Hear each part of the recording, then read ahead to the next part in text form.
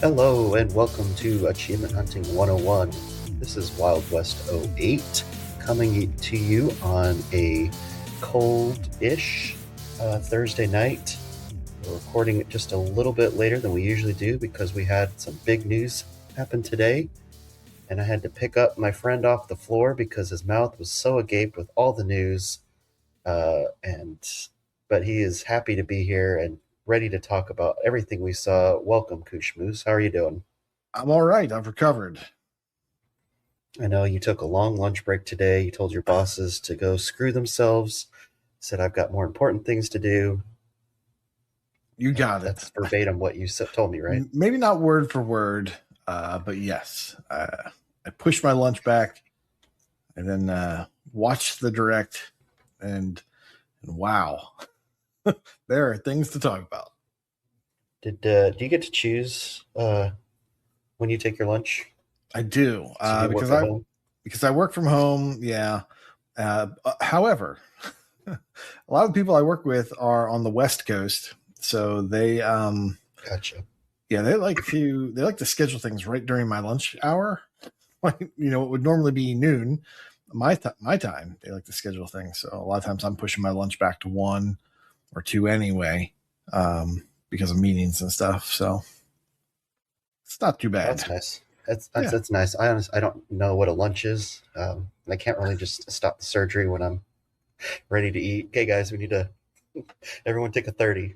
Yeah. Well, Doesn't really work that way, but you got to be the boss. You got to be like, look, somebody watch this, put a sheet over it. It's pizza time. It's pizza time. There you go. I guess by the time this comes out, everyone's probably going to be in the aftermath, of this winter storm that we're having. Hopefully everyone's safe and still has electricity and heat and all that stuff. We wish everyone safety in that. I know I'm going to be traveling back home on Sunday, and hopefully the roads aren't too bad. Oof. But just a little bit of news before we get going. I will be out of town the next time that we record, so I know Koosh is lining up a extra special guest, or maybe he'll just talk to himself for an hour. He could. He's got about 6 games he's playing right now, and I'm hyping it up. We've got KooshMoose A and KooshMoose B is going to be talking to you next week, or next time we record. I think everyone would love to hear that. Maybe anyways, I'll just curse it a game and I'll record it. I'll just there you go. Live action your gameplay. That'd be awesome. Play a difficult game and just curse at it. Yeah, that'd be great. All right. Well, before we get into the developer director, are a few little bits of news that I wanted to consult my moose on. What is your thoughts on all the Ubisoft games that got canceled? We were talking a little bit about this before we started recording, and you told me that the Prince of Persia remake is no more. So yeah, the Sands of Time remake is no more. It makes me sad. I was looking forward to that. They also canceled a few other projects that were previously unannounced, one of which was a mobile game. So that one we can just write off. That didn't matter. Like a mobile Prince of Persia game, or was it something else, or we don't know?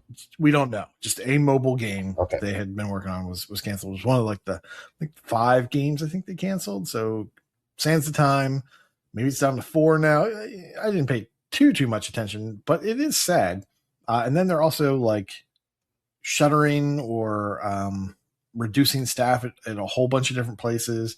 They're kind of reworking their flow, and that's okay. That's fine.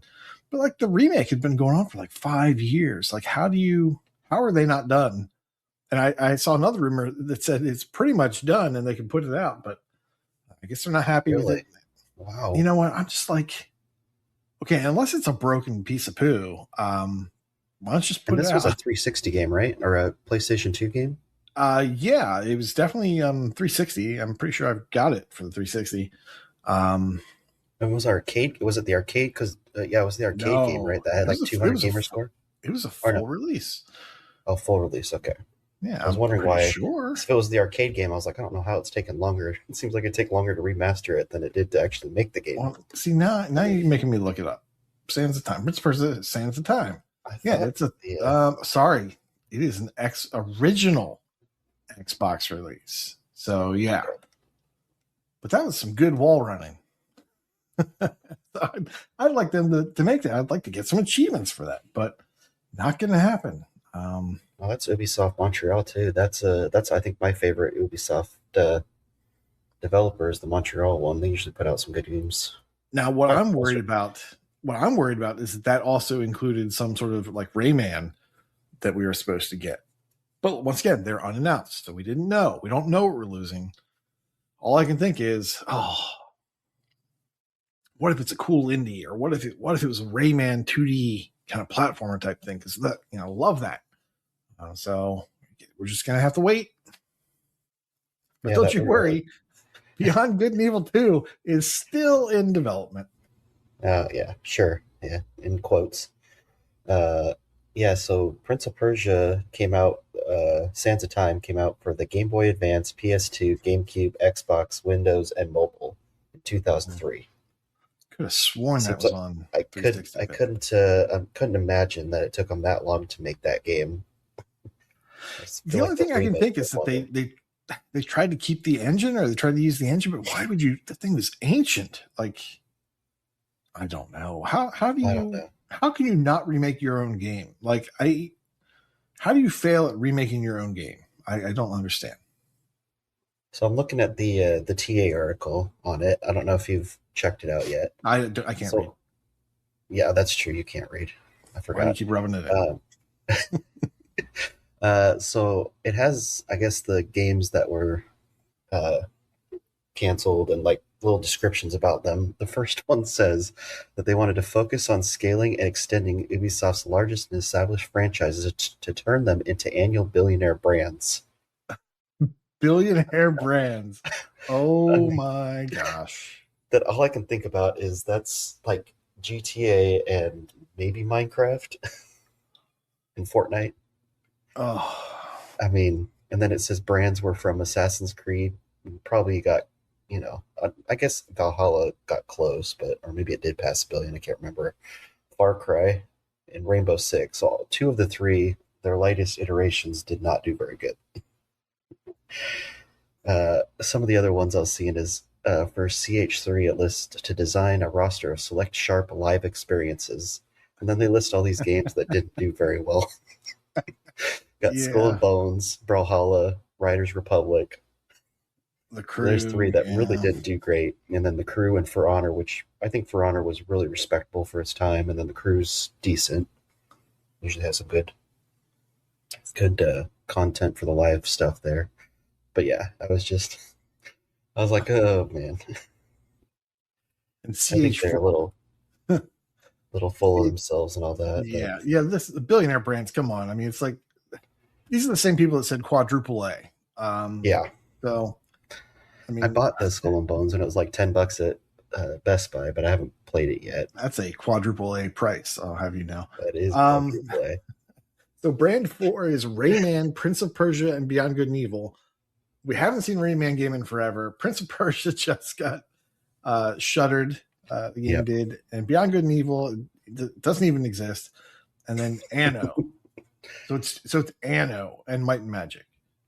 Yeah, I like Anno. I like those games, but I know they're very niche, whatever you call it. They're very niche, specific to their people. Yeah, Nicky.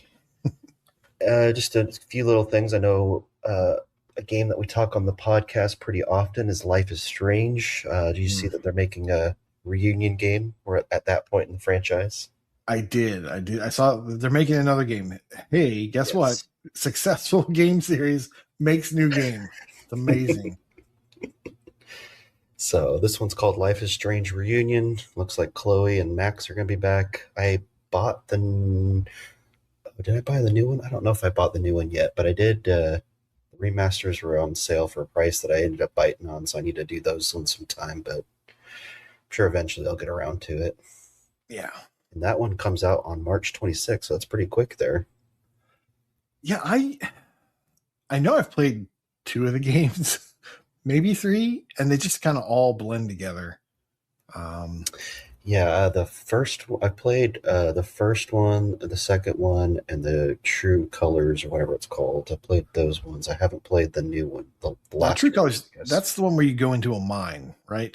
Yes, Okay, yeah, yeah. So I that's finished that one. It's on Game Pass. And you're in that cool little town. I kind of liked that. That was kind of cool. it was. I liked the first one. Was the first one and the prequel were decent, were good. I did like True Colors a lot because it kind of did a little bit different, so it kind Yeah. of continued to progress the series. I did not like the second one. The brothers, they were just annoying Oh. to me. It was a slog to get through that one. Well, I think I bought that one, so I'm really proud of myself. Proud of yourself for buying it, Yeah. just sitting For on the buying shelf. it. And Virtual one of these shelf. days, maybe I'll get around to it. Who knows? And the last little thing before we start diving into the direct and targets and all that stuff, Final Fantasy VII is out. I know that's a big get for getting on Xbox finally. So congratulations on those people who have bought it, waited patiently to play it on Xbox. Hope it's good for you. I know we're not really the Final Fantasy type people, Nah, but too much game for it me. still is. Too big. Yeah, it is. I'm interested to see how people react to all the I won't call them mods, but the helps that they put in there, maybe in-game mods. Right. Yeah. Seems like that's allowing you to do that with achievements and everything. So The enhancements. enhancements, that's a better word, yeah. But anyways, you want to go over the targets? Sure. Let's do it. It's January. We've got targets. Unless your mic pitched, and then we have no targets. Yeah, that Mike's does not have targets. Yeah. I think we already went over these, but we'll go real fast. Ticket or target one, RPGs. So accept and earn the quest and earn 2+ achievements in role-playing games. You go 2, 4, 6 for your bronze, silver, gold. Game of the year is your second target. Achieving 3+ achievements with the letters GOTY in the achievement or in the game name in any order. It doesn't have to be GOTY, it can be YTOG if you want. And you want to do 3, 6, 9 of those for bronze, silver, and gold. And then New Year's, new games, playing new games. Hey, already done this one. Bronze 1 game, silver 2 games, gold 3 games. And that is starting new games. So yes. It's a shock that you completed that one. I know. I've been the first one in the world to do that target. I'm taking home so many gold medals on target 3. It's amazing. All right. Well, I guess something big happened today that we should talk about. Oh, in gaming news, yes. Yes. Yes. So yeah, as we know, we kind of had a little bit of discussion in gaming news today about the developer direct. So I think we'll just kind of go down the list in order of what they talked about, and I will pass it to you to talk about Forza Horizon because your notes are amazing. My note was, why don't you read my note? Well, it's an audio podcast, so they can't see these notes. Let me just tell you that, no. Your Wild West went ahead and good on him for actually taking notes and putting notes into the spreadsheet or the documents so that we have stuff to talk about. And we don't space out because it is a little bit late in the night or get going tangents. So we've got exactly in fun tangents, and so he's got 3 games are very well documented, and then Forza Horizon says looks pretty. So about the only thing I kind of zoned out during that. It was 10 minutes of looks pretty, or 15 minutes. They actually spent a lot of time on it. Now remember, this is the developer direct, so this is where they take like 3 or 4 or 5 games and they kind of do deeper dives on them, interviews with the developers, or maybe not interviews, but like a lot of time with the developer talking about their own game, the designers and all that stuff, all talking about their games and going into depth on them. So they really went into depth on Forza Horizon 6, and this one is in Japan, and it looks good. The cars look good. I'm looking forward to doing what I always do with a Forza Horizon since it comes out, which is just slap on the classical channel and just start driving all the roads, just cover every single road, just get that achievement out of the way, and then we'll see what happens. That's pretty much how I play Forza Horizon 6. My daughter will be thrilled because seasons are back, as long as she can go off-road. If you can't go off-road in big sections like you could in Forza Horizon 4, I think she's going to be pretty upset. But we'll see. They also mentioned the ability to, I guess, design the world or move things around in the world, setting up, I guess, obstacles and stuff. But it was to the point, I guess they've gone a little bit more than they have in the past, because you were able to like move things that were already in the environment, like trees or signs. You could actually move them out. So that to me looked a little bit more involved. Now, maybe, once again, I was distracted. There were shiny things going on. There were people talking, texting, and so forth. But it looked to me like this ability to, I guess, move things around and kind of design your own obstacles and stuff like that could be, more developed in this game than it has been in the past. So aside from that, I didn't really pick up too much more. I think wristbands are back. I think there was some excitement that wristbands are back. So that's cool. I guess I'm not really too sure what that means, other than I think that just, the stages are unlocked, but they are pretty much unlocked in Mexico too. Like, you had to do a whole bunch of stuff before you can go to the next area, I thought. But, once again, driving game, not my bag, aside from driving the roads. And I know you loved it because you said it looked pretty. I did. Yeah. I mean, it looks really nice. Like, those games are always just technically well done, I will say. Now, I am familiar, obviously, with the series. I know it's a big Xbox series, but I believe it was Mad Lefty and Discord had talked about them bringing the stickers back, or the wristbands back. Wristbands. Do you have anything to say on that part? So what I remember from the games, because I haven't gotten too far in Forza Horizon 2 and Forza Horizon 3, which I think they were mainly featured in, it basically was like, beat a certain number of races or whatever, get enough fans, and then you'll progress through your wristbands, and the wristbands will allow you to go to new areas and set up new races and things like that. So it's basically just the unlocks. How are they doing the unlocks of the different areas in the map, I think. But I mean, like I was saying, they have similar ways of doing that in Mexico in 5. So I don't think it's terribly different. To me, it's not amazing, but once again, not really my genre, not really my game. I dip into it and then I dip out. But other people who are really more familiar with it, maybe that means something to them. To me, it doesn't really mean much. Gotcha. And it looks like there might be a little bit of like a management aspect, or maybe a world building, like you were saying, that you can kind of change some stuff up and everything. So yeah, there was something about management, but I didn't pick up on that. They didn't really go into a lot of detail. It just seemed like you could like have like a hub area or something where you can invite friends over and something. I don't know, but we'll see. It does look really good, and I'm happy for those people that finally get their Japan setting and all that. All right, so the next one was Game Freak's Beast of Reincarnation. This is an action RPG that is set in 4026 in Japan in the future. It looks like the main character's name is Emma, and it has a dog or wolf. I think it's more of a wolf, named Koo, Koo. Yeah. So this one also looked interesting as well. So what they called it for their story setting is that plants called the Blight have grown across the world. They've kind of mutated some animals. So you'll have some animal-plant fusion for enemies, it looked like. For one set of enemies, you'll also have some golems, I think was something they mentioned as well. I can't remember what they said. There was more than those two. Do you remember what the other ones were? Oh, no. Okay, yeah, because I remember they mentioned it, but I didn't write it down. But there's more than those two. But it looks like a lot of the main enemies are going to be those animal-plant fusions that look like panda. I saw some pandas and deer or elk or something as well. So, but it did. They had a big scene there where it kind of gave me that Avatar hair vibe. Oh yeah, the hair was kind of a little weird. First thing. I was a little uncomfortable.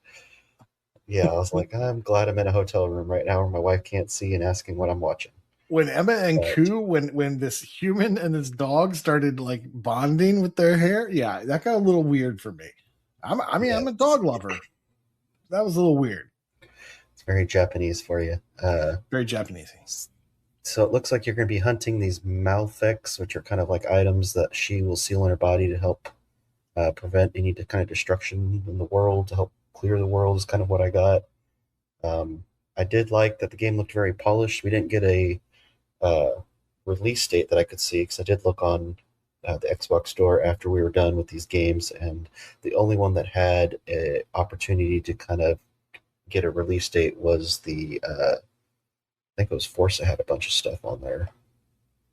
I don't think it had a release date, but I'm pretty sure Forza, was. I think everything was this year. Like, but it was this year, just not like the hey, pre-install or something like that or whatever. Oh yeah. It's not like hey, it's gonna be on console next week. No, they didn't say that. So, and then the last thing I saw for me that I saw for Beast of Reincarnation was the skill tree looked really good. A lot of times you get in these action RPGs and it's just very complicated. I like the look of it so far, so I'll be interested to see if they keep it with that or if they change it up before they release it. But any thoughts that you had on the Beast of Reincarnation? The combat looked to me like a mix of like an action type game because there was some blocking and parrying. So it wasn't like turn-based or anything like that. So it's very, very actiony in the game. Did you notice she had like a little Death Stranding type canister on her chest that had like a little plant in there? So no baby, but like her bean baby or whatever. There's like a little plant that was growing in there.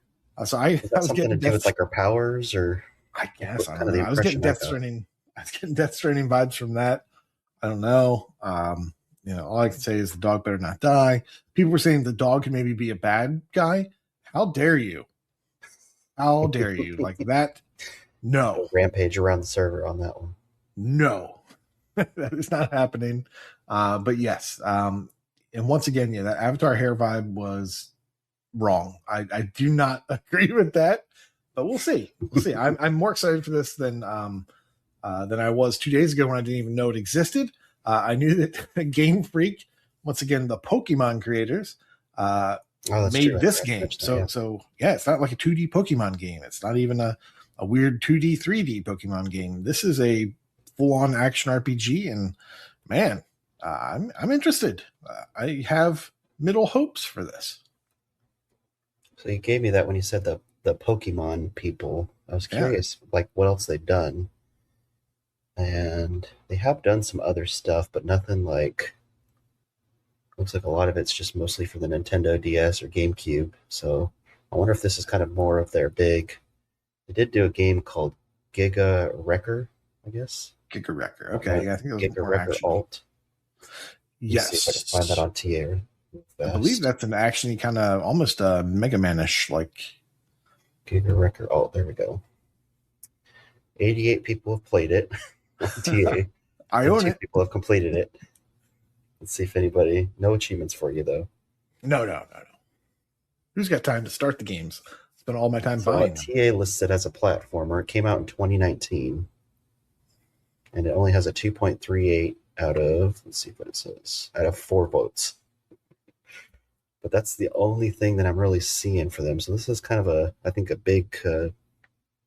Change for them, which is good for them. Same with what we'll talk about later with Fable. Kind of good on these companies for stretching themselves and trying something different. Sure. All right. So the next game they showed was Double Fine. You want to go into what they showed you? I would love to. I'm still processing. So when I was seeing the game, when I was seeing this show, they were talking about what games they would show, and it was like Forza, and it's gonna be Beast of Reincarnation, and it's gonna be Fable, and potentially a fourth kind of Shadow Drop game. And so I was hoping for a Shadow Drop, but Double Fine popped up. I'm like, oh my goodness, how are we getting something from Double Fine? We just got Keeper. So it was from their Amnesia Fortnite. I think that's what they call it, Amnesia Fortnite, something like that. But it's like a game jam that they have where they stop work on their other things and they build these little prototypes, and then they decide to move forward with their favorites from these little prototypes. And let me tell you, this game is weird. It is I think it's like a team-based kind of kind of like was it Squidling? Not Squidlings Ink. What's the one with the ink in the Nintendo? Can't think of it right now. I know what you're talking about. Yeah, it reminds me a little bit of that, because there's like you're spraying water on their kiln. Well, okay, first of all, the game is called Kiln. Splatoon. Splatoon. Thank you. Kiln, Kiln, is the name of this new Double Fine game where you play as pottery, and you can choose the size of your pottery. So you can be this small pottery, or you can be this large pottery, or something in the middle, or some sort of weird mix in between those two extremes. The factor being like how much water you can take at a time. If you're really large, you're going to move slowly, but you have a lot of water. Maybe you have a lot of HP. I don't know. Smaller, pottery will be able to carry less water, but they'll be faster, more agile. And I guess they'll be able to attack the big guys better. I don't know. But it looks like you also get other abilities. So it's not just like swinging, because one person had a teapot or something that could burrow underground and then pop up and attack. So there's going to be, it's going to be more than just like a little slasher or, just melee right in front of you. So we could, maybe see some more varied melee or more varied attacks available than just bashing. I kind of had like a Cake Bash vibe from it, but the Cake Bash mixed with Splatoon, because it's squad based and you're going for like basically these soccer goals at the end of a obstacle course, and then you're just spraying your water on their kiln, lowering the health of the kiln, and then eventually you win, whoever gets the kiln extinguished first. But then there was more. There were things like you could have people over, and you could, it's oh man, it is out there. Like, it's really sad. I saw someone post, it's really sad to see Double Fine chasing the lighthouse and and pottery genres, like not going out and doing something new, but instead chasing the lighthouse and pottery genres, which I think is hilarious. So yeah, this thing looks crazy. I wouldn't say it looks good, or something that I'm like, absolutely, oh, I have to play that. That's going to be amazing. It looks more like, wow, okay. Well, I guess if they decided to go all in on this, they must think it's good. So I'll give it a try. I love Double Fine, but I'm a little worried this is going to be a miss. But we'll see. It kind of remind me about those that Bleeding Edge game. Just kind of like a little flash in the pan type, maybe for a year or two, it's, people are playing it and then moving on to something else. I don't see it's going to be. I don't know. I don't know where the draw is. Bleeding Edge, the characters are kind of cool. They're kind of edgy. This you're a pot with butt stickers. I just think the draw is just your creativity of creating different pots and everything. Guess. Maybe they're going for the younger crowd. I agree with you. I'm just trying to say that's kind of what I think they're doing. I don't know. I don't know about this one. I'm a little worried, but I'm going to try it. But I'm not optimistic that it's going to be a home run. Yeah. So a few things. So it looks like 4v4 is what you're playing. Looks like you start out as a naked spirit is what they call it. And then you take over a pot and do all that stuff. So it's kind of interesting. I did like the variety of the maps they showed, and I like that you could kind of customize them a little bit. Not as much as like Battlefield, but that you can kind of change the flow of the game. I think that'll be interesting to see how that works out. But yeah, I mean, not really my kind of game, but I mean, if we got something going in the Discord and people are playing it, I'd probably hop in and join and everything. Double Fine is not usually one to have an elongated list for achievements and everything, so I'm assuming it won't be too bad. That might be the only way to find a match, by the way, to set one up in the Discord. Who knows? Yeah. And then we will come to the finale, the crowning jewel for the developer direct, and that is Fable. I will say, yes, it does exist. It's real. They showed it on the preview, and I was like, I see it. Someone was playing it on the screen. I was like, it's real. It is real. I think you and I were kind of talking a little bit about it. It looks really good. Yeah. Now, before we start talking a little bit about it, we haven't really talked. I think I did a showcase on the DLC a long time ago, but I don't really remember. Are you a Fable fan? Is it one that you liked the previous games? I am a fan of people enjoying Fable. I personally have not spent a whole lot of time in it. Um, but I like the concept. I was hoping for a little bit more humor. But yes, I'm no expert, so I'm gonna let you go. Yeah, I played. So I did play the original one on Xbox. I believe it was the original Xbox.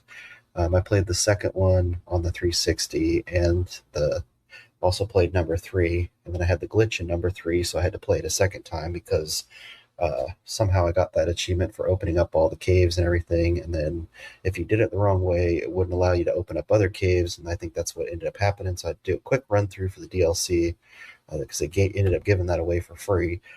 I do like the series. Like you, I like the humor in it. I like the role playing aspects of it and everything. And I feel like this time they're going to go a little bit more into that, which I'm looking forward to. It's very simple for those who have played or haven't played number three.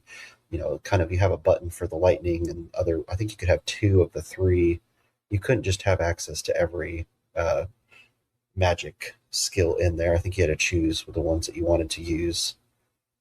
You could go through a lot of them and upgrade them and everything, but I believe when with your quick uh, use in battle, you can only have a few of them. So I did like lightning, I think was one, and fire, and I could see them in some of the gameplay they showed that that's still there, along with some other stuff. So I'm excited to see what they do there. I hope they kind of delve a little bit deeper into the RPG aspects of it. But we were both kind of marveling that they did a good job with the combat. Looks like they have some new enemies along with some old enemies. So that was all really good to see that. Sounds like they've been working on the game for a long time. So I don't know if it's going to hit that end of the year goal they're trying to, but if it does, they've been looks like you can tell they've been doing a good job with it. Uh, and yes, for all the haters out there, you can change your appearance. You don't have to appear like the person in the cutscene that everyone was freaking out about because it wasn't attractive to them for no reason. You've always been able to customize your appearance on Fable, and this is no different. Although I am interested to see, because if you remember, in 2 and 3, they had it where, like, if you ate a bunch of food, you could get fat, or if you wanted to, basically ruin people's lives, you would kind of turn a little devilish and everything. I'm interested to see if they will continue with that or if it will be more of their touch with the game. We'll see. But yeah, I mean, you have the towns that you can buy stuff in. You can buy houses, earn money passively. So a lot of the Fable stuff's around still. So I like that. You have the morality, actions, all that stuff, and it looks like its release date sometime in the autumn is what they said. I would guess probably before the potential GTA 6, even though I still think it'll get delayed. Looks like they'll probably try to hit it before that comes out and get that attention. So I'm looking forward to it. That was the one for me out of all of them that I was looking forward to the most, and I think it hit all the points for me as a Fable fan. I'm not as big as other people I know, but I do enjoy the series, so I'll definitely check this out. What are your thoughts on it? I thought it looked really good. I was expecting more humor, to just kind of be throughout the thing. And maybe they're saving it. Who knows? Maybe they're saving it. So I was expecting to be more of a humorous kind of RPG, but that'll come out when we actually get to play it. I thought the combat looked great. Actually, those people he was fighting, they were like bullet sponges. Like their health was not going down quickly at all. So I don't know. Maybe magic is like a really big hit. I don't know. But in any case, like the animation's great. The graphics look great. I'm really interested in kind of like this, the permanence that they were talking about, like Richard. Oh gosh, I'm going to murder his name. I apologize to anyone that knows how to pronounce his name. But Richard Ayodi, I don't know. From call up Chewy real fast. From IT Crowd. He's plays, I guess he's a giant in this game, and like you have at some point the option to kill him or help him. And if you kill him, his body just stays there and becomes part of the environment. And then his wife's mad at you or something, I think is what they said. So, sister. Yeah, it was sister. Sorry. His sister will be mad at you. I don't know. That sounds pretty cool. They're going to have the big stuff like that. I thought he was going to be more of a, a long-term thing in the game, but I guess it's just, one quest or one little section of it. So who knows? Who knows what this thing's all about? But yeah, I'm excited for it. When I look at all the stuff that was there, it's kind of a toss-up for me between Beast of Reincarnation and Fable. I think Fable has the edge. I think I'm more excited for Fable than I am Beast of Reincarnation. The Double Fine thing, I don't know. It's got to be the lowest because I'm just worried about it. And Forza Horizon 6, it's a driving game. I can't get super excited about it. I can look forward to a couple of things about it, but for the most part, yeah, Fable and Beast of Reincarnation were pretty cool. Yeah, I'm interested to see like that quest you're talking about, if there's more stuff like that. They didn't really tease that other things would be like that, but I'd be interested to see if it is. So, well, let us know in the comments and the general Patreon channels in the Discord what your favorite games are, what you're looking forward to from Xbox this year. I will say, just as an overall note for me, I think I liked the Developer Direct last year more than this year. The games there were more of the, you had the Clair Obscure, which I still need to play, and then South of Midnight, which I still need to play. A lot of them I still need to play. But just overall, I think I enjoyed the Direct more last year, with the games connected more towards me. Now, I feel like we get 2 a year, right? Yeah, we'll get the June one, which is their kind of like E3 type, here's what's coming up in the next year or two. Yeah, they're they're big games. Yeah, I was kind of hoping we would see something teased for the future, but just a little something to say, hey, this is what we're working on. Even though we've got rumors and stuff, but that's the game showcase, and those are great. The past couple ones have been really good, so I hope they keep that trend up. Who knows when we'll get it, but looking forward to that. Well, speaking of that, since you just decided to do the segue all on your own, like a good big moose that you are, we will transfer over to the game showcase for us. What games have you, or what game? I know you've been playing a bunch of games. You haven't been playing the game that we were supposed to talk about today. No surprise. I dove back into it because I was like, I need to remember a little bit about it in case you start talking about the game. I want to kind of remind myself about it a little bit. But yeah, I was trying to get through Flintlock before it left Game Pass. Yeah, that's right. And I was having talked about that. Yeah, I was having a good time with it, but it was distracting me from other things. And so I kind of put Banishers to the side so I could play that. And then a whole bunch of stuff came out on Game Pass, and I've just kind of been dipping in and out of that. So I figure what I will do, since I didn't get a chance to kind of plan out and to the detail that I normally like to do for any one game, I think I'll talk about very briefly like 3 games, just to let you know a little bit about them so you can decide if you want to jump into them or not.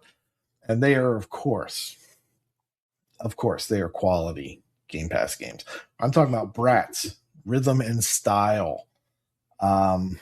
It's going to be a bit of a grind for that one. It's got little mini games. So you're basically playing a brat and you're trying to, or brats, excuse me, you're not a jerk, but you're this stylish girl and you're just going out and trying to find the fashion that's going on with this current season. So you're trying to, let's say for summer, you need to have open-toed shoes and a tank top and some sort of short type pants. So you have to put all that stuff together, and then you have to pick out the appropriate makeup as well for that. So, it's just my wheelhouse. I'm just, stuff I'm really good at. And it seems like it's going to be a bit of a slow grind. A lot of these things, a lot of these games, like the Barbie games, when you're playing them, once again, this is outright games. That's why I'm playing it, guys. It's outright games. I'm trying to get the outright games completion. But once again, it's in Game Pass. And it just seems like it's going to be one of those slow things where they keep giving you, because it is a kid's game, they keep just giving you tutorials and telling you how to do stuff over and over again. So the game is kind of longer than it really needs to be because of just the time they take to explain things. So Bratz Rhythm and Style, I'm not loving it. Unless you are also just going for easy points, may want to skip that one. And you may already know that. You may have already known that, but I'm going to do it anyway. The second game I want to talk about is My Little Pony, a Zephyr Heights mystery. This game before you go into that, Bratz is a 10 to 12 hour completion, correct? Is that kind of what you're seeing? It says 6 to 8. TA says 6 to 8. I guess maybe it's the next one that you just mentioned was 10 to 12, because I saw one of those ones that was, I think, in the 10 to 12, and I was like, wow, that's long. I'd have to think about that. But this one is 6 to 8, even though I'm going to go for all of them. But this one is 6 to 8, and I've got an hour in it right now. And by score, I'm at like 25%, I think, or something. So that's not terrible. Yeah, it's not too bad. It may be able to be done faster. I don't know. But the second game I want to talk about very briefly, My Little Pony, a Zephyr Heights mystery. This game is way more fun than Bratz. This one is more of a 3D kind of platformer.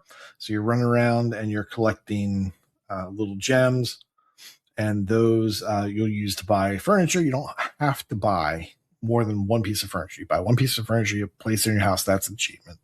After that, you don't have to collect any more. And in fact, I would say maybe don't, because it's going to extend the game if you keep going around collecting things. But you basically have to play the story first. So just kind of mainline the story, get to the end of the game.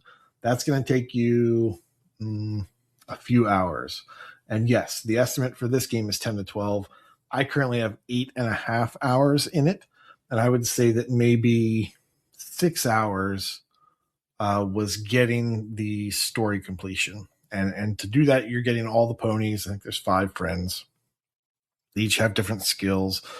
And what that basically boils down to is, oh, this pony can click on this type of item, and this pony can click on this type of item. That's pretty much the difference between the ponies. Some of them can hover. Some of them can run. One of them can bash through certain walls. But the nice thing is, when you go to do the action you need to, it automatically switches to the pony for you. You walk up to the one thing for the arty pony, and boom, she does her art. And then you have to go find 3 things to let her do her craft or whatever. But it picks the pony for you, so you don't have to worry about that. When all that stuff is done, you then need to run around and complete quests in each of the main areas. And what I'm going to recommend to you, from my experience, is that you just find out where the quest givers are. And you're going to want to use a guide for that, because just going around the map is not the best way to do it. So find yourself a little guide that tells you where the quest givers are, and then you just bounce from area to area. Go talk to the bounce between the quest givers in an area, and when you kind of run out of little quests to do there, just go to a different zone in the game using fast travel, do some quests there, and then pop back to your original, and then finish up the quest there, and then you'll slowly get through all the zones. And that's pretty much going to be the strategy for My Little Pony Zephyr Heights Mystery. The platforming is not bad. It's kind of enjoyable.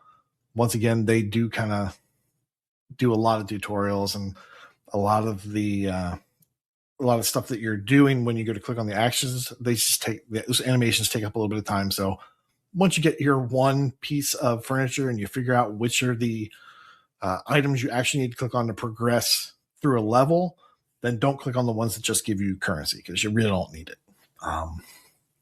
in my experience so far. And then the next game that I want to talk about very briefly, because I'll talk about another game another time in more depth, is Ninja Gaiden Ragebound. This is Ninja Gaiden. Love the series. Love the 2D series, especially. And this is another kind of a 2D action game. You can use accessibility settings to make it easier to run through the levels. However, that will void 1 or 2 of the achievements. There's one achievement through getting level 1-2 without taking any fire damage. There's all kinds of things you can take damage from that aren't fire damage, but that took me about 6 to 8 tries before I was able to get through that level and get that achievement. And there's another difficult one for what was it? Right, for getting an S++ rating on a level. And that sounds difficult. You hear about S levels and people are like, oh, I hate S levels. In this game, it's not bad. And you only need to get an S++ on one level, and you only need to get an S on one level as well. And you can get them both on the same level, and it's very easy. Once you progress to like the second stage or so, or the second main area, you will have collected enough skulls, and you can use those skulls to purchase upgrades. And one of the things you can do are pick up these little medallions that give you negative affects. Things like, oh, well, you don't regain health when you get to a checkpoint, or, oh, there's no little health orbs that'll be floating around. You can't pick those up. Every time you put one of those on, you can only have 2 at a time. They'll automatically increase the score that you get. If you got a B rank, it'll increase you to an A. So if you get like an A rank, it'll put you up to an S. And if you have 2 of those, it'll give you to the S++, or whatever the S+. I don't know what it's called. So I put those 2 medals on. You then go do the prologue. Nice thing about the prologue is your guy has a ton of health. And all you really have to do is beat like the 3.5 minute time limit. And once you've played it once, it's very straightforward level. It's not too difficult. You have to pick up all the collectibles. There's only 3 of them. Very easy to get those. And you just have to you have to do all the challenges. Challenges are very easy. There's the only one that's really even remotely scary is don't take any damage from a pit, a spike pit.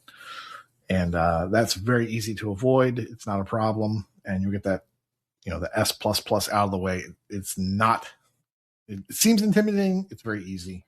Aside from that, the achievement list looks very doable. And I think with some practice, there's 1 or 2 things where you don't take damage from a boss. But I think with enough practice and maybe with enough medallions to give you more damage or other benefits, I haven't seen all of them yet. Maybe it makes those easier. But yeah, it's a fun game. If you're into action platformers, it's fun. What were you saying? I was saying boo.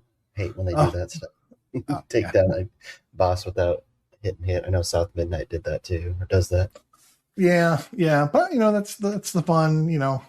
If you're playing this game for fun and you like the challenge, that is kind of fun to do. It's fun to kind of master the how they hurt you and just make sure you don't take damage. But if you're into action platformers, Ninja Gaiden Ragebound is really fun. It feels good. It looks good. And I'm having a great time with it. But yeah, so those are the 3 just very short, very brief Game Pass kind of, peeks into, do you even want to do it? And so let's say, Bratz, you probably don't want to do it. My Little Pony, maybe you'll do it towards the end. And Ninja Gaiden, unless you're an action fan, you're probably not going to do it. But if you are an action fan, it's a great game. It's a great get.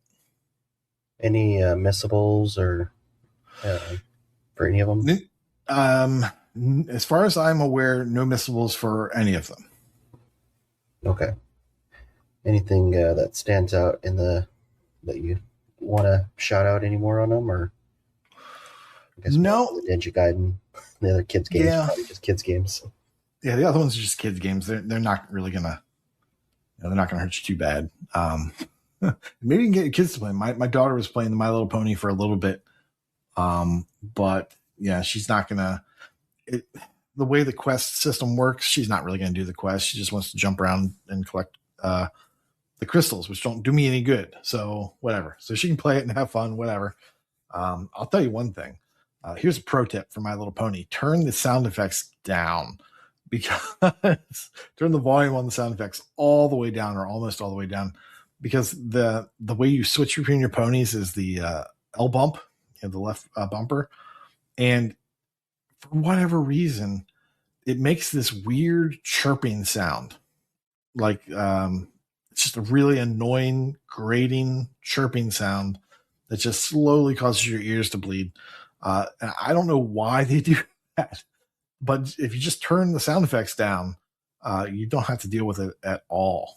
Now, of course, you don't get the pleasant sound of picking up gems and things like that, but at least your ears aren't going to bleed. So that's my pro tip for My Little Pony. Gotcha.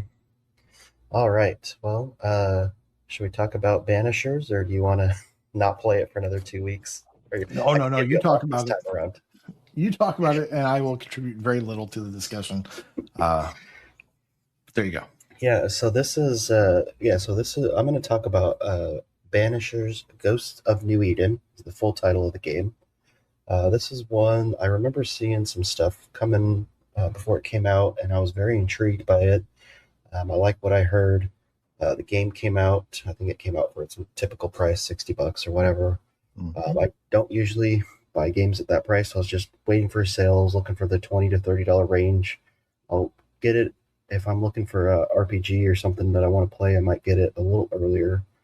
But I was playing other games, and so I was just kind of waiting for that right price. And then it ended up going on to Game Pass, and so I was very excited for that.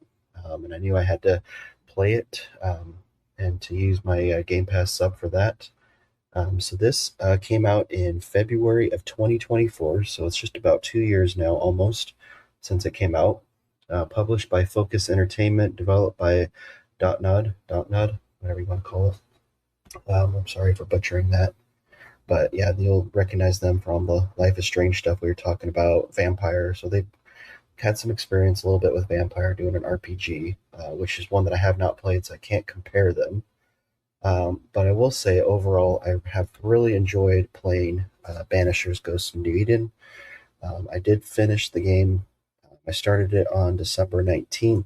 I finished it on January 11th with about 66 hours, maybe a little less. Sometimes I leave my game running. So I'd say about the 50 to 60 hour is what you're looking for if you want the full completion. But if you are looking for that full completion, or you are looking at picking up the games, Koosh and I can give you a little bit of a warning. You will have to play the game at minimum 1.5 times. And I'll go into that here in a little bit, but just as a fair warning right off the bat, you cannot get the full completion in one playthrough.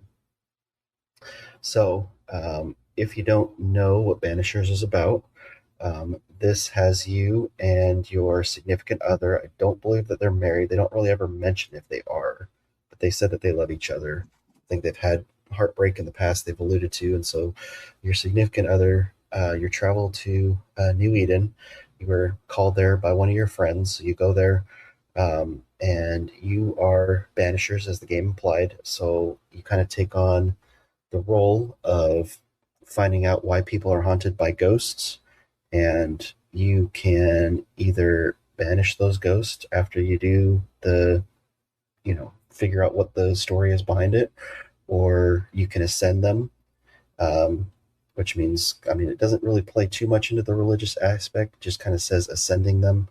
I don't really feel like they ever really went into the full aspect of it. I don't know if you've gotten that far where you maybe have seen something like that, Koosh, but yeah, it was like, well, do you want to give this ghost a basically a happy or a bad ending? I get it. I didn't want to say happy ending. I either give the ghost a good afterlife, a nice gentle send off, or you basically give them like a fiery send off, or you steal the soul out of a human.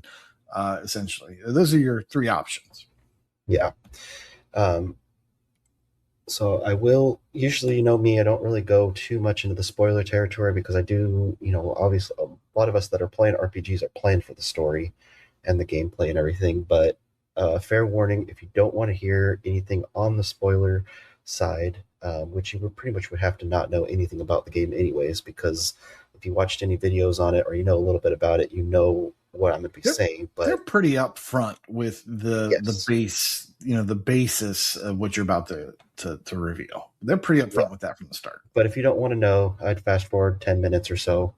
I don't think I'll be talking about it that long, but just anyways, if you want to fast forward through it, be surprised. But they did, like Koosh mentioned, they did show in the gameplay trailer, the story trailer, which I saw trailers, as I was watching TV and stuff about the game, and that's kind of how I knew it was coming out when it did. But in the first mission, not really the mission, it's kind of prologue territory, I think, the woman dies. You get called to the New Eden town. They say this ghost has appeared in I believe it was the church.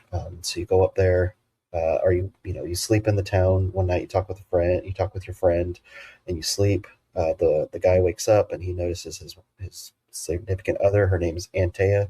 Notices Antea's not there, and so he goes to the church and finds out that she's dead. The spirit had killed her, and then he tries to attack the spirit, and he almost dies himself. But the spirit ends up kind of pushing him out of the church, which is on a cliff, and he gets dropped into the sea. And he gets picked up by another character that'll be with you, kind of as a more of a side character that you'll get some missions on throughout the rest of the game. And so as you kind of come back, uh, that character that saves you kind of gets you back to good health and everything.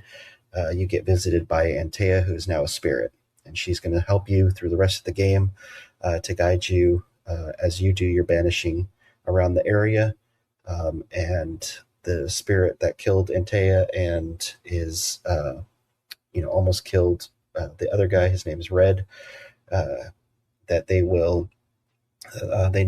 find out that she is a nightmare ghost, which is very powerful. She's the main antagonist of the game, and you're kind of working your way to get back to her and finish the job, basically.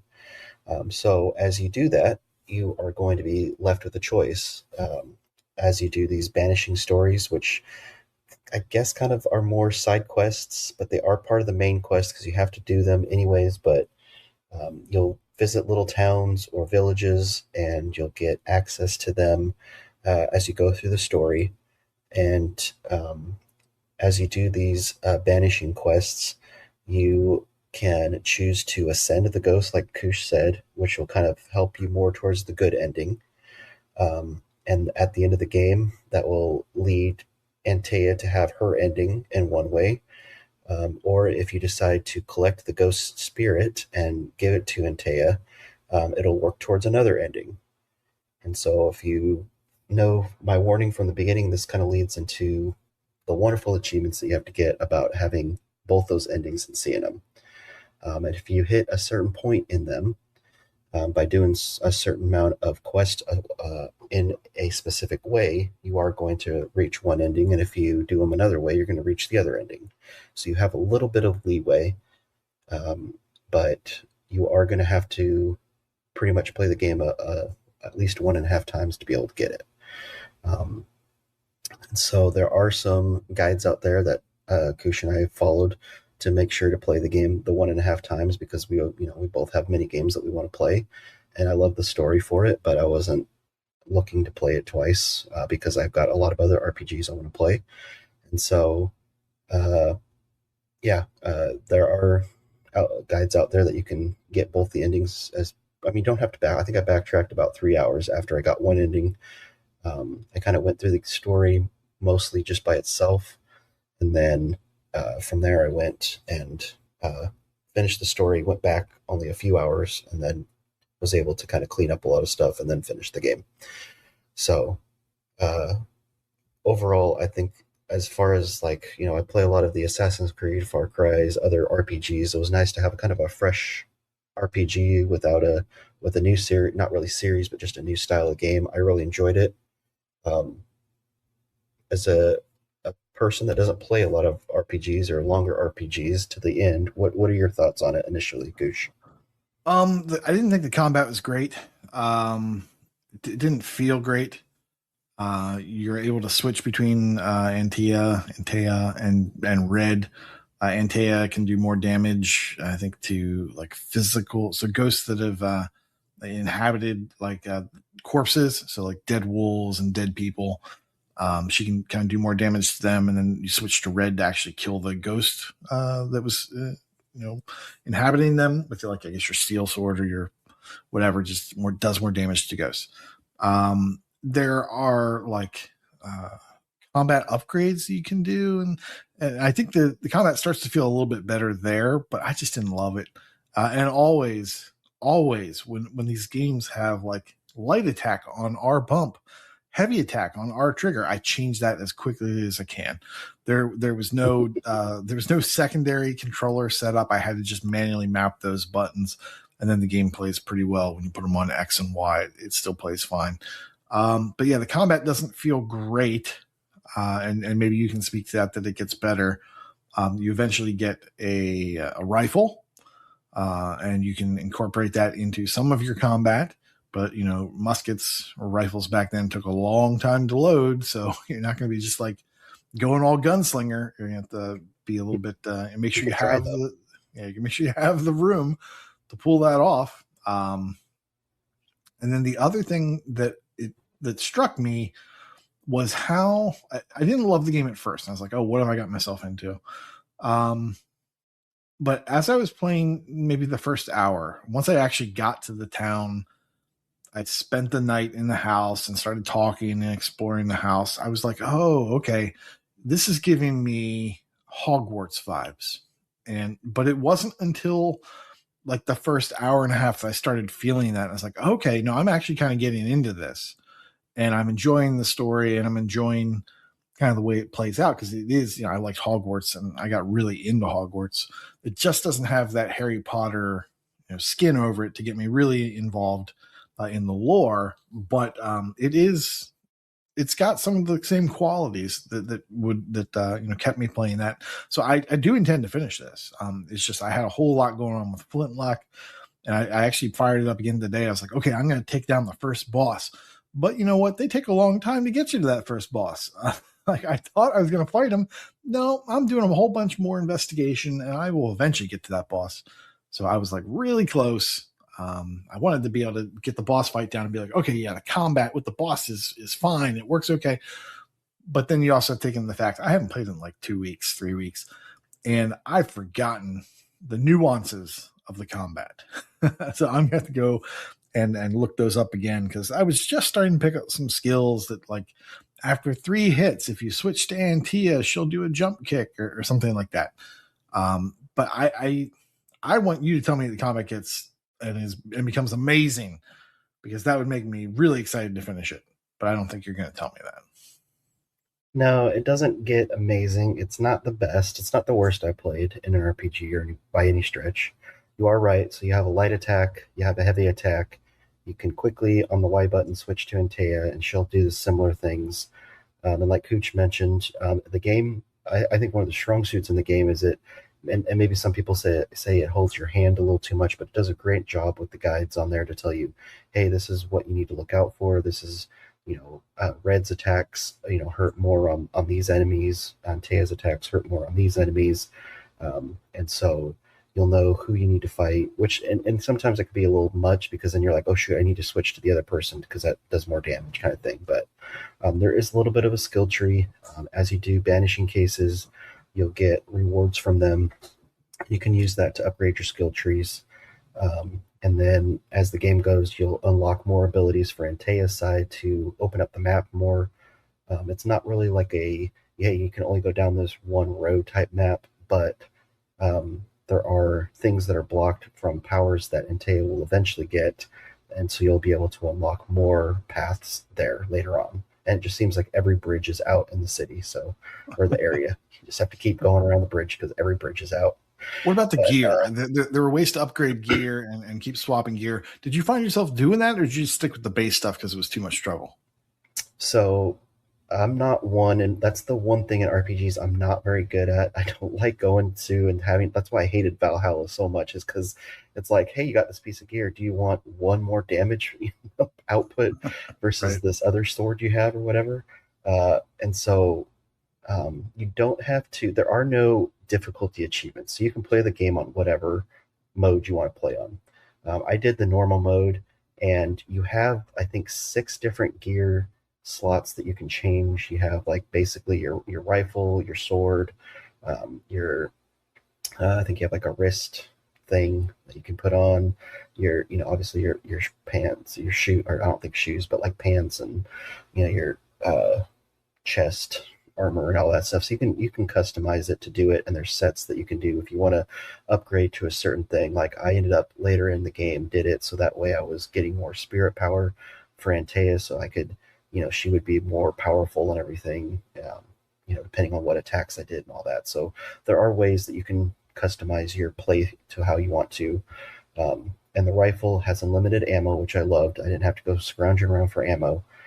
which is, and then hold off until some big enemy or whatever. So it does take a little bit to reload, and you can kind of mess with that with some certain abilities to have it reload faster or hit stronger or whatever. But yeah, I would say the combat's not the best. It's not terrible, but I can see why it may not have been your kind of thing, and overall. But yeah, so you're just kind of going from town to town, doing these banishing cases, working your way back to New Eden, getting stronger, and being able to fight, the main boss at the end. Uh, so let's kind of, I mean, that kind of goes over most of that stuff. So what kind of things are you looking out for in the game as far as achievements? Well, there's a lot of story-based achievements in there. You'll pretty much get an achievement, I think, for beating every boss. There's a bunch of, like Koosh said, there's a bunch of mini bosses you'll find. You'll move on to a different area, and after you do some story-based missions, you're going to end up fighting a boss before moving on, and you'll get a story-based achievement there, and then you'll continue on a few more times. I would say the story, if you just beeline the story, is probably 15 to 20 hours. Just doing that. So if you wanted to do 2 playthroughs and just do like hey, I'm going to do everything on a first playthrough and just run through a second time, it's not going to take you that long to do. But there are a lot of miscellaneous achievements, so you can look through the list and just kind of see the only missable one. I know there was some missable ones. I gotta find it real fast. I know that obviously the missable one for the ending achievement is something you got to do. Because at the end, when you get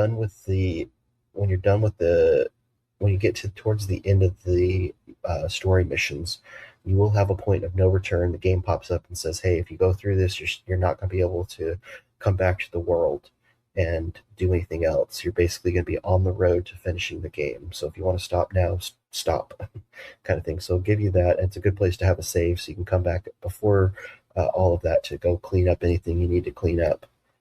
But I can't see it right now for some reason. Thought there was a missable achievement that you could have. I think there's one, but I can't see it. I'll have to look it up here. But yeah, there's a lot of miscellaneous stuff like combat things, like defeat 4 enemies with red and 4 enemies with Antea in a single encounter. There are a lot of opportunities to get that, or freezing 5 enemies in a single encounter, and that's an ability that Antea will get and everything. So a lot of that's there. The main gripe that a lot of people had with the game, is one for me too, is just the backtracking is awful.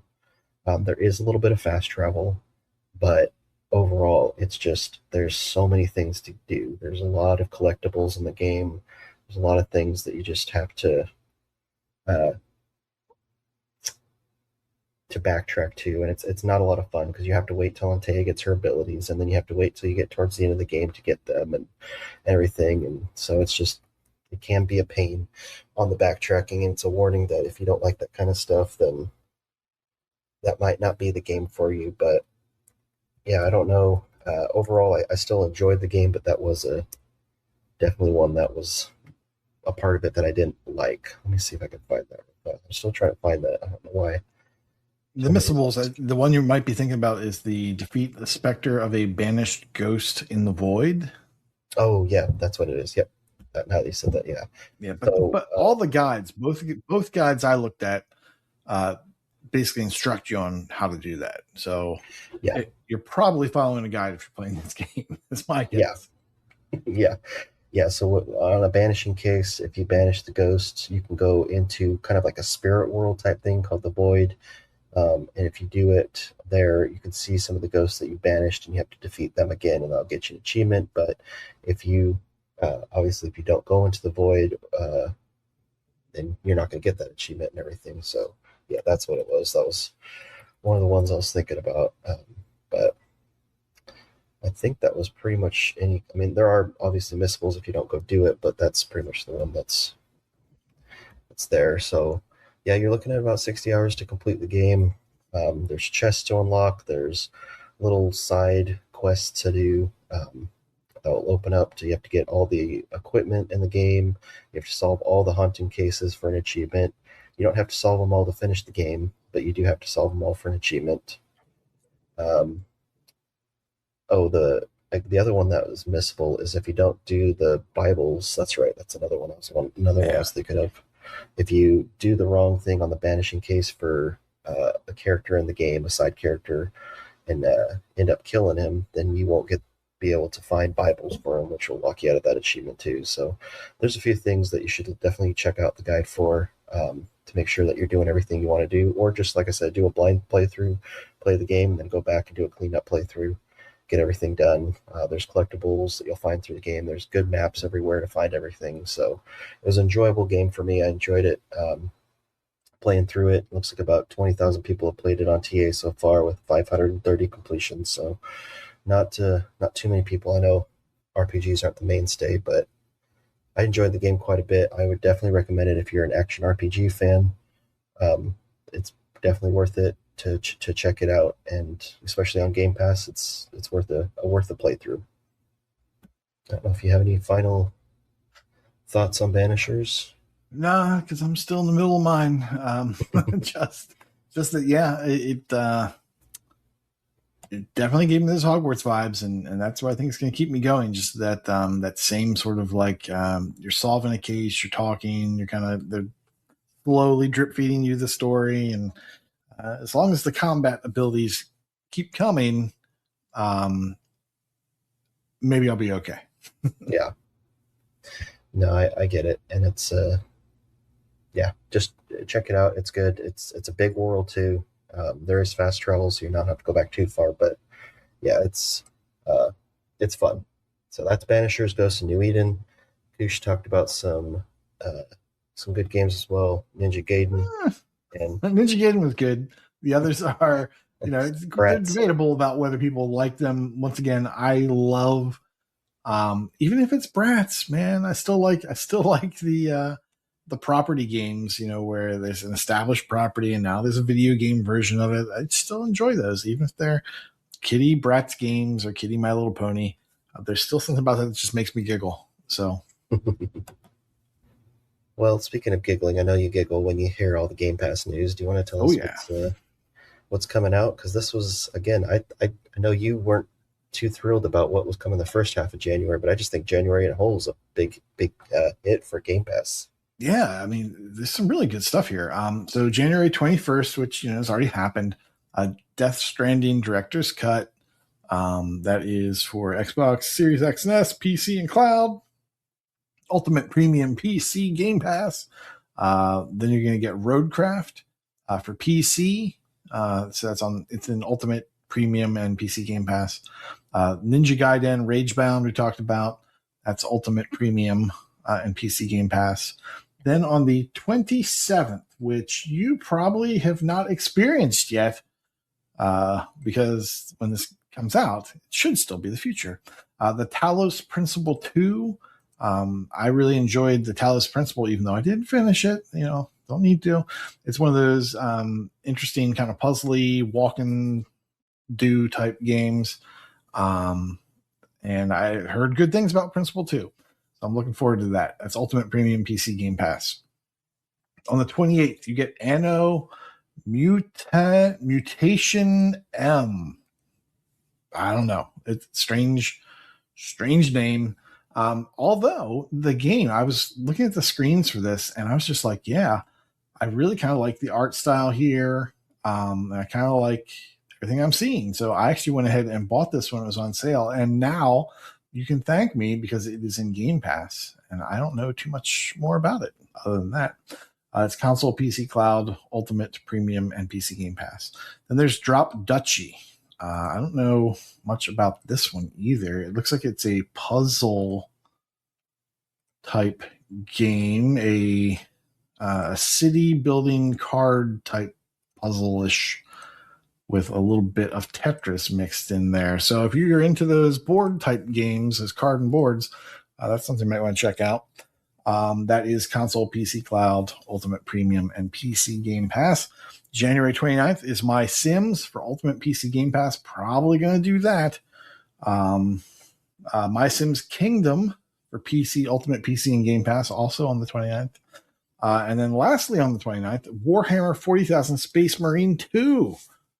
So we got Warhammer Space Marine 1, the remake, not too long ago, and now we're getting 2, which I've heard really good things about. That's Ultimate Premium and PC Game Pass. February 2nd, they're kicking us into February now. Indica, which I've heard a lot about this game. It looks very strange. It doesn't look like a game. If you look at the cover, it just looks weird. It looks like the cover of a National Geographic or something.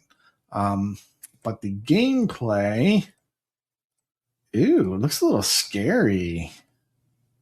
I had no idea about this. You guys should check this out and see if this is up your alley as well. Ultimate Premium Game Pass and February 3rd. Final Fantasy II, never heard of it. Who knows? This must be a brand new indie game, Ultimate PC. And if you haven't heard about it, then I guess I'm going to be doing a game showcase because we haven't had enough of those in the future. Yes. You want to do the leaving Game Pass, or you want me to rattle it off? Sure, I can do that real fast. We have Cataclysmo is finally leaving this time, or maybe not finally, whatever. And that's a Windows-based game, strategy management. Looks like a 40-ish hour completion. Yeah, 41 hours on how long to beat because TA didn't have a number. Yeah, I know. Yeah, it wasn't played very much. Citizen Sleeper 2, Star Wars Vector, role-playing card and board, 15 to 20 hours. Lonely Mountain Snow Riders, it's a sports skiing, 27 to 36 hours. There's also a DLC for $8 that adds 165 gamer score. I know some people are saying that's definitely, what's it called? Completion could be higher or lower depending on your skill level. So, oh yeah, it's definitely a skill game. Yeah. Orcs Must Die! Death Trap. That is a third-person shooter, roguelite. Tower defense, 80 to 100. Sorry, I'm tired over here. I know you're tired. Well, that's an acronym or it's a code that we don't see too often. So that's an 80 to 100 hour completion. So we're probably not going to be able to get that done beforehand. I'm sorry to be the bearer of bad news, Koosh, but Paw Patrol World is kaput. That's not awesome. It's not, and that's a 6 to 8 hour completion. Shady Part of Me, one that I think I might try to go for. I've got that downloaded. I just haven't started it yet. You should. It's fantastic. Is it? Okay. Yeah. Try to get that done before it goes. It's a puzzle platformer. There is a TA walkthrough. The TA walkthrough says 4 to 5 hours. Completion time on TA says 6 to 8, so you're looking somewhere in there. Starbound on PC and the console version, which was 2 different achievement lists. That's a platformer sandbox, and you're looking at 8 to 10 hours for the console, and that's with console commands that do work, but I think on the console you have to do like 400 commands separately. So that's a lot. And then the Windows one is a lot easier.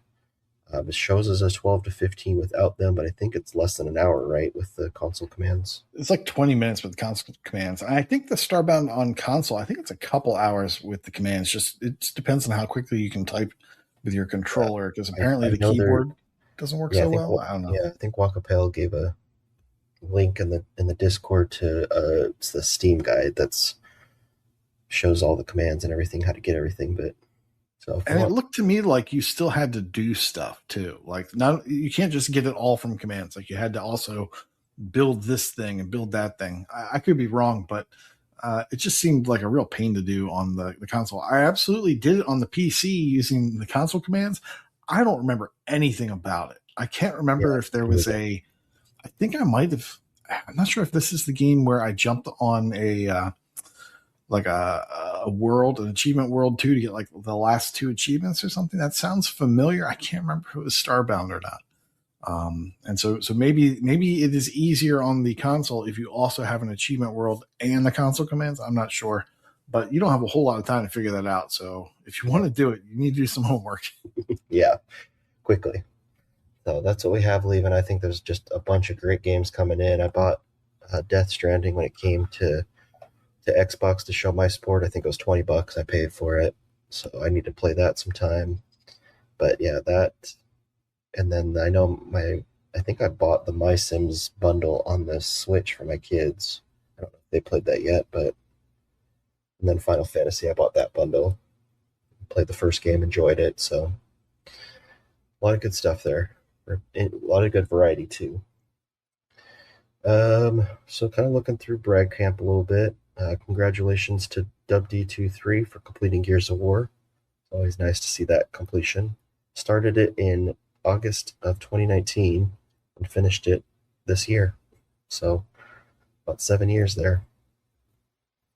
Good job. Don't really see much else. I know Dish is up to his shenanigans still with his. I think he completed all the Tom Clancy or most of the Tom Clancy games, and then Walking Dead games he's working on. Anything that you saw? Remember. Yeah, I don't remember anything, but it is kind of late. It is late. Well, it's because it was a busy day for us too. Yeah. The developer direct. We had to nap. I mean, we had to developer direct. So, well, guys, I should have said this at the beginning. I apologize if the audio is a little off today. Koosh and I were talking about when we were going to be recording, and I was going to bring all my equipment with me on my work trip, and I got about 30 minutes outside my house, and I totally forgot it. So I was like, oh, shoot. And so I'm kind of doing a little piecemeal here today. But also, I will be on vacation myself the next time it's our turn to record, so I will not be available until the end of February. So I hope everything goes well the next time. I'm looking forward to listen to level 388 for us. But yeah, this has been level 386 on Achievement Hunting 101. Check us out in the Discord. Let us know your thoughts on the Developer Direct. If you played the games or are interested in any of the games that we talked about. We always love having that discussion. And I'm sure here in the next month or so, I need to go back and look at our goals for 2025 and see if anything. Well, see if I did. I know Koosh probably forgot about accountability. What are you talking about? Forgot his 5 minutes after he said what he was not going to do anyways. So, yep. But yeah, we'll see if we can get something going and what our goals are for this year. See if there's anything that we would like to do. But thanks, guys, for listening. We appreciate it. Thanks for all the feedback and the call outs and everything. We appreciate it. But until next time, I am Wild West 08. See ya. And I'm KooshMoose. Bye-bye. Oh, bye-bye.